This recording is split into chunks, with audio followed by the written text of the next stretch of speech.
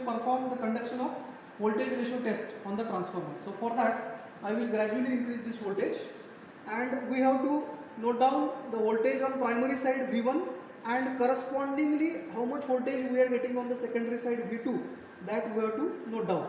So now see, I have given 100 volt on the primary, I have given 100 volt on the primary side. So write down V1 100, and correspondingly V2 here, V2 correspondingly I have connected it to 150. V2 I am getting it 51 volts. 51 volts. Then I will increase this from 100 to 120 volts. So 120 volt V1, 120 volt V1, and V2 I will get 61 volt here, 61 volt V2. Okay. Then further I will increase to 140 volt V1, 140. V2 I will get say 71 volt, 71 volt, right? Then next 160 volt, 160 volt V1. V2 I get V2 I will get 79 volts, 79 volts. Then V1 I give 180 volts, 180. V2 I get here something 89 volts, 89 volts. Then V1 I will adjust it to 200 volts, V1 200 volts. Then V2 I get 108 volts. V2 I will get 98 volts, 98 volts. 98 volts. Okay. Then V1 I have adjusted to 220 volts, 220 V1 220 volts. I get V2 I get 107 volt, 107 volt. Okay. Then finally last reading we will take V1 I will give rated voltage 230 volts, 230. So V1 230 volts, and V2 I get 112 volts. So V2 I get 112 volts.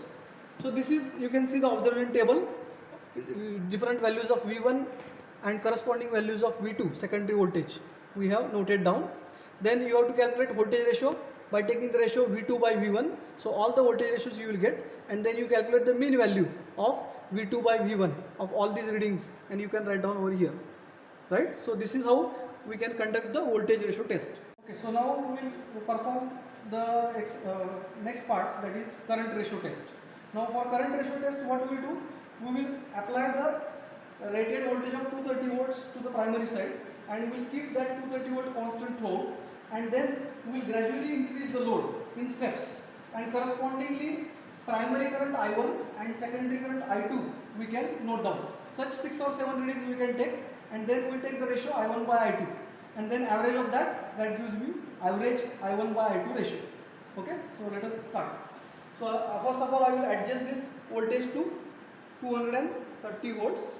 So gradually I am increasing the voltage, and I will adjust this voltage to 230 volts, and we will keep constant throughout. Okay, so see, I have adjusted this voltage to 230 volts. You can see over here, this voltage is 230 volt on the range of 300. This is exactly 230 volt, right? Now I will increase the load.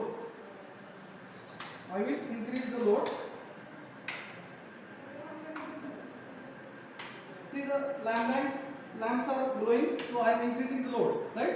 So see, I am getting here, right down, I1, note down, I1 is 0.8 ampere, I1 0.8 ampere. Correspondingly I2, you can write down, this is for 10, 1, 5, this is 0.25, approximately 0.25. That's another, I will further increase the load. Yes, you can note down. This is 1 ampere, 1 ampere, I1 1 ampere, and I2 I will get 0.6 ampere I2. And the next reading, yes, I1 is 1.5 2.2 ampere and I2 is exactly 1 ampere. I2 is exactly 2 ampere. I2 is 2 ampere. त्यानंतर I1 is 1.42 ampere. I1. I2 is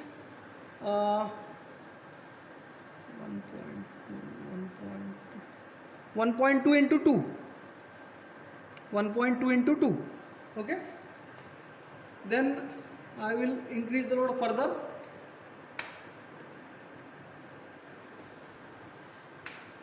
Yes, I1 is 1.7 ampere and I2 it is exactly 3 ampere.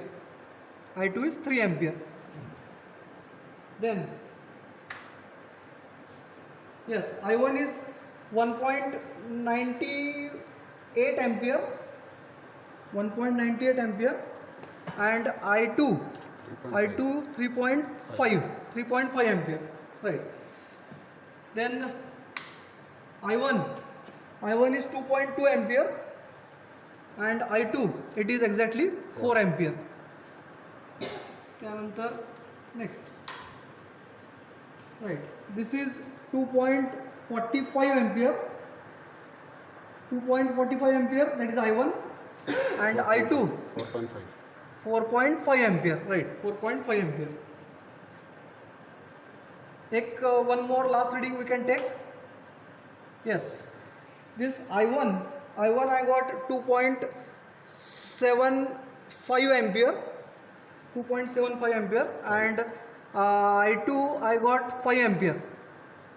Okay, so in this way we have taken 7 or 8 readings for this current ratio. So you can see the observation table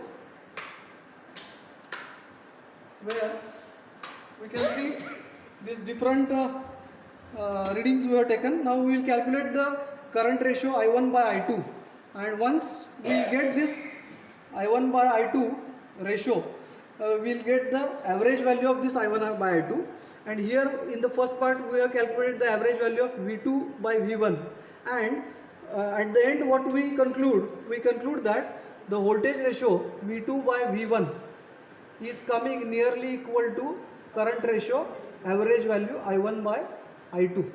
Okay, this is what we are going to conclude at the end of this. Approximately you will get this average value of voltage ratio is equal to average value of current ratio. Okay, so thank you.